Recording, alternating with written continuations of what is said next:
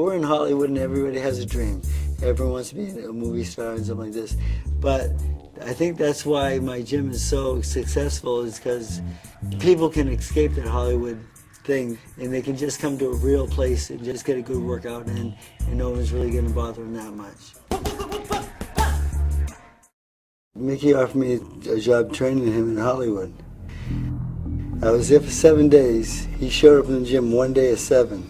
Freddie came into the gym one day and he goes, listen, I don't train people to lose fights. You're not running, you're not doing this, you're not doing that. I'm going back to Las Vegas. I said, you tell me you like boxing. I said, you respect the sport. You show up one day at 7, you waste my time. I ripped him so bad he actually cried. I was making all kinds of excuses because my head was crazy because of my old lady. Freddie, in tears, Freddie packed his bags and went back to Las Vegas. And he called me every day for 30 days. And then finally I said to him, okay, if I come back, the next day you have off is the one I give you. And you know what? I taught Mickey Rourke how to train for, he had discipline in his life for the first time, I think, ever. Until Freddie humiliated me and embarrassed me and reduced me to the fact that I was not giving 100%, I was not being a professional, and I was setting myself up to not be as good as I could be. Fighting out of the blue corner in this light heavyweight exhibition bout, he is wearing white trunks and fighting out of Miami, Florida. His weight is at 191 pounds. He is undefeated in his young campaign as a professional. Please welcome into the ring, Mickey Marielito Rourke. Here we go.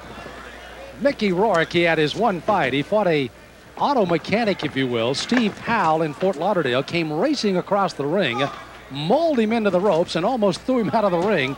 A little different approach here to Frank Tate, of course, the former gold medalist and former world champion. Well, Mickey Rourke did a lot of showboating, a lot of clowning in that fight. I understand here in this exhibition against Frank Tate, former super middleweight champion of the IBF, now gunning for a world light heavyweight title. Mickey Rourke is supposedly going to play it straight and box. He has yet to lay a glove on the former champion, though, with that good left jab by Tate keeping him sorely away. And don't forget, Mickey Rourke, while he's 1-0 as a professional fighter, has done plenty of sparring. He was an amateur in the Miami area where he grew up, had a brief, successful amateur ring career, and in recent years he's sparred with the likes of Thomas Hearns and Roberto Duran. So it's not a joke with Mickey Rourke. He takes boxing serious, and he knows the rudimentary moves of boxing. Both, of course, obviously in this exhibition wearing the headgear for protection, and of course the cup and etc. Protective gear for them in the exhibition. It is interesting to note, also talking to the Tate people, when will they turn Frank Tate loose? They said, well, look for about the last half minute of the third round. We may see something special. Interesting to see Tate. He's got the more protective headgear, the bar around the mouth area. Of course, Frank's got some big fights coming up. Mickey's got a big movie coming out, co-starring himself and Don Johnson. Harley, Davidson, and the Marlboro Man?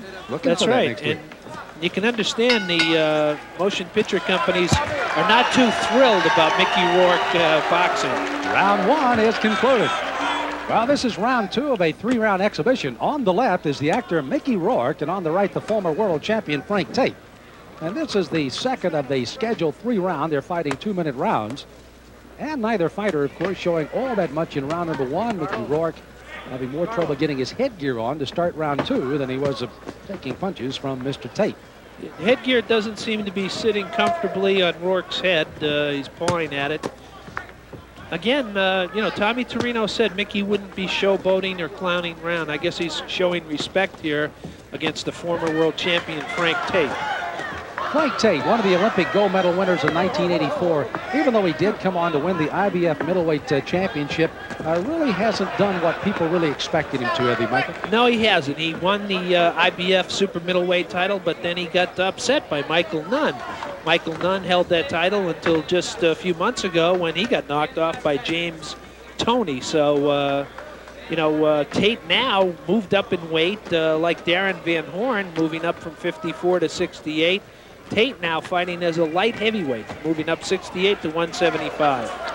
You see Rourke try to use a little of the strong arm tactics that we indicated he used against Steve Howell in his first professional fight in May down in Fort Lauderdale. And Tate will be happy to counter those quite easily, I'm sure, before this day is over. I'm sure Mr. Rourke is happy that Tate is not doing any body punching.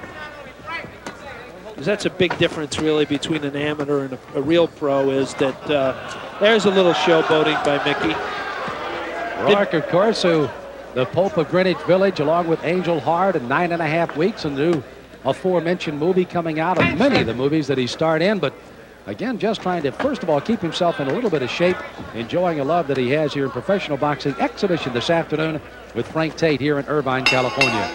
The crowd is now underway. They'll fight the last 2 minutes, and you see that Frank Tate may have put the fear of the good Lord into Rourke as he came running across the ring right at Mickey. Well, again, I'm scoring the fight unofficially and just for fun, and that's really what it is. Not a fight, but a for fun exhibition just to stay in shape. And gave the second round to Frank Tate. And Mickey's got to get more aggressive and open up. So it's Tate coming out, flipping that left jab, and Rourke again tried to step underneath. Tate knows he has a wide open target on Rourke when he ducks underneath there, but has yet to throw that right in.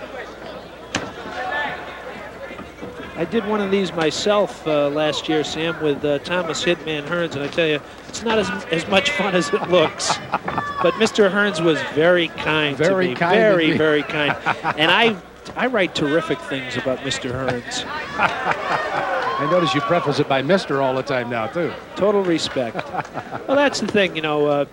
Mickey Rourke, you know, has some boxing ability, but he doesn't want to take too many liberties with a former world champion like Frank Tate. Well, again, Mickey Rourke trying to show the old misses a big left hook, and the crowd is being entertained, and I guess that's really what it's all about. Tate starting to hot dog a little bit himself. Yeah, he's the showboat now, Frank Tate.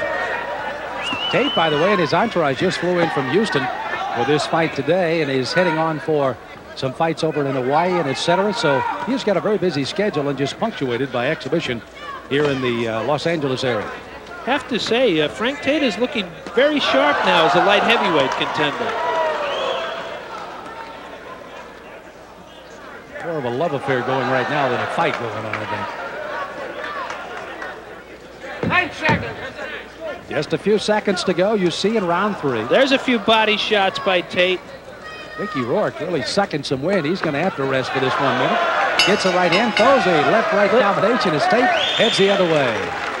Little action after. Well, Mickey Rourke again, who exchanged with Tate. And that's going to be the end of that third round, and the exhibition officially over. As Frank Tate throws some good punches, and as he said, he was going to try to load up for the final 30 seconds of the fight, and certainly he did. As he threw some good combinations, and Mickey Rourke finished it out with a punctuation mark of his own, throwing a couple of punches right at the end.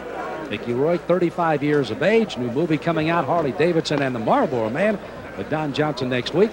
Somebody asked, they said, why would he do this? Would he take a chance of scarring his face? Not to be irreverent to Mr. Rourke, but have you looked at that face lately? Not a lot of more hurt. Let's take a look at early on, as Rourke may have caught Tate a little off balance as he gets a cupping right hand on him. And Tate, of course, retaliated with a couple of shots his own, but that may have been the best punch thrown by Mickey Rourke in this fight today, as he fights 6 minutes against the former world champion, Frank Tate. Well, I'm not sure exactly why Jimmy Lennon Jr. is standing in the middle of the ring, and the fact that we don't have a decision to make, even though unofficially in the card, our own Michael Marley had ruled it as a complete shutout for the former champion, Frank Tate. Ladies and gentlemen, once again, this is an exhibition bout. There's no score here, but they're both winners here this evening. How about a hand of recognition for a fine exhibition, Frank Tate and Mickey Rourke.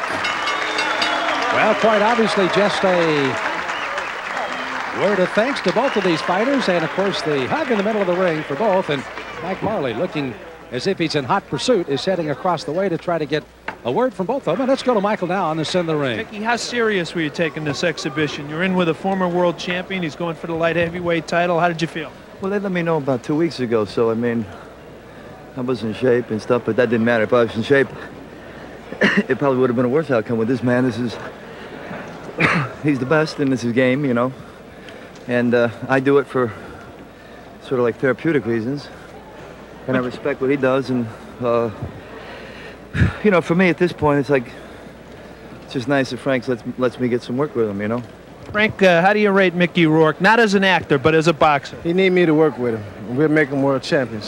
California State movie star champ. Okay. Mickey, you are serious, though. Tommy Torino, who works with you, tells me that you plan to have an additional 10 to 12 pro bouts. Will you be able to do that with your film schedule? It's going to be hard, but like I won't be fighting guys in Frank's league, you know? So that makes a big difference. So you took a step up in class today. About 10 steps up, yeah, sure. He went to college tonight. Yeah, sure. Right, very good. Oh, it was just all in fun, you know. They said they needed somebody to get on the card to bring the people in, and I told Mickey, hey, let's do it, you know. This is entertainment. That's what you do. That's what I do, so let's make it happen. And we're here. You know, I'm not here to hurt him because, you know, this is not nothing real. This is for play, and I'm sorry that the fans booed him, but, you know, hey, you got to respect him, man. You know, they always get a reaction. You notice that. They never sit on their hands. Mickey, I know you've worked with Roberto Duran quite a bit, Thomas Hearns. How would you rank Mr. Tate with those fellas? It's hard to say, you know, because all three of them got their own style and stuff, and it's hard to say, really.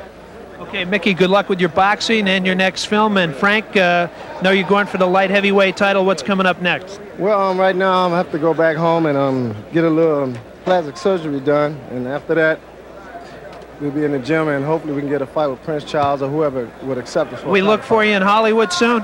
Yeah, well, I don't know. Maybe, huh? Maybe. Thank you. Now back to Stam at ringside.